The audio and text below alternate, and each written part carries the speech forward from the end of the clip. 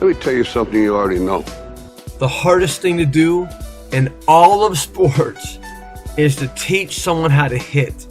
But not only just that, teach that person how to hit good in their games.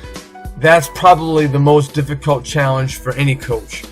Hey, so this video series, I want to sort of go inside of what I've been teaching players at these on-tour visits I've been making from Plano, Texas to Sarasota, Florida to Philadelphia to New York, and now I'm going to Georgia and back to Florida again. But I want to give you sort of an inside look of what day one is like and what day two is like. So day one, what I'm showing the hitters is what is probably the most important piece to hitting. And I tell hitters this: there is a starting line to hitting and there is a finish line to hitting. You know, on both lines, what I'm teaching you to do is to control the ball at both sides of these lines, the starting line and the finish line. I tell hitters this: you know, both lines are important. You need to know the deep elements and the deep aspects of both lines, okay? Because it becomes one recipe, it becomes one combination. But I tell them this, and this is why we start with the finish line on the first day. I said, you know, you can make mistakes on the starting line, but you cannot afford to make any mistakes when it comes to the finish line. So on day one, there is a lot of information I'm covering to help to teach the hitters what is the finish line. And if you just say it's the point of contact, well, I got news for you. Maybe for the basic coaches it is, but it runs a lot deeper than just the point of contact. You see, in the discussion about the finish line, there are important variables I go over that deals with vision mechanics.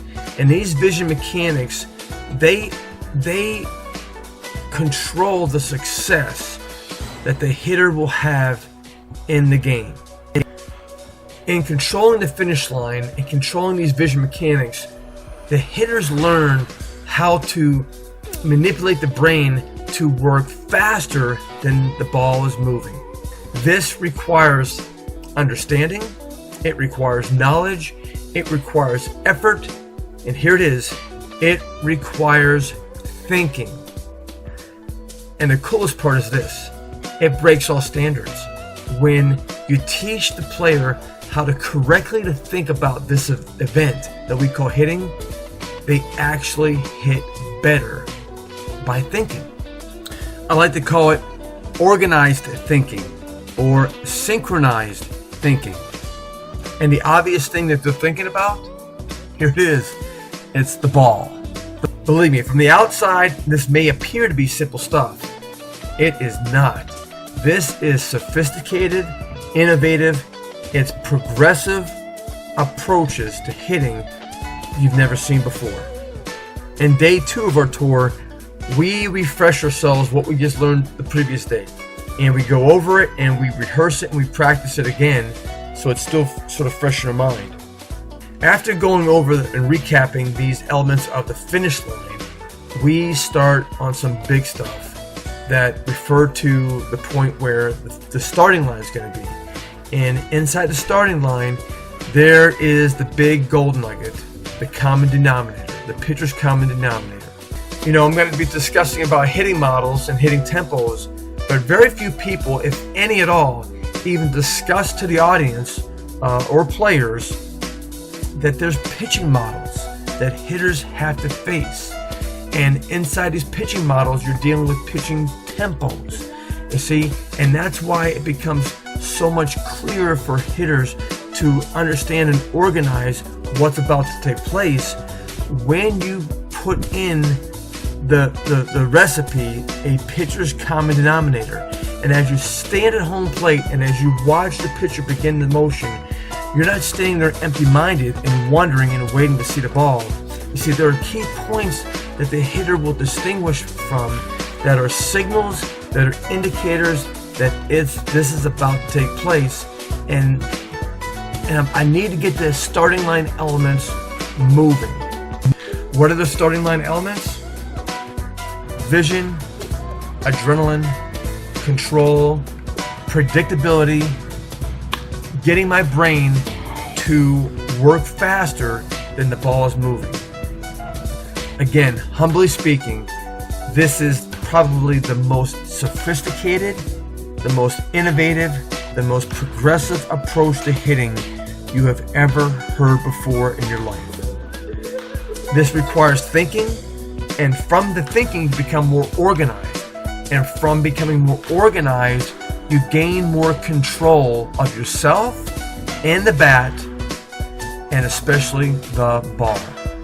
And guess what? Since you control yourself more, and you can control the bat more, and you can control the ball more, you gain more confidence. So on day 2, once we have learned the elements and the structure of understanding and controlling the starting line, and then you blend it together with controlling the finish line, now I have begun to see a larger sample of the hitter, and I was already taking notes to myself as to what model a hitter is working out of. They're going to work out of one of 10 models, okay? And then I've been taking notes to myself by what hitting tempo they're hitting out of. Once I have them in their hitting models and I understand their hitting tempo, then I can structurally help them organize their hitting skills to merge and become a better hitter in the game. So listen, this is my recommendation for you. Get to one of these tour dates. Get your coach, get your parents to organize a trip for me to come visit your team, or start off with the best hitting drill ever, and then move into, if you're really ambitious and you're fervent for this, make the investment in the world's greatest hitting formula. Listen, your clock is ticking, and you want to be as good as you can be while you're still young.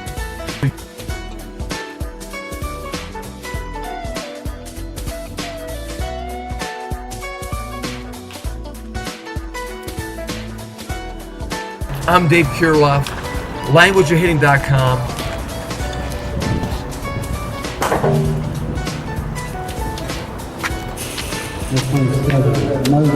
Moses 27. Grab one of these video series today, and may the Lord bless you.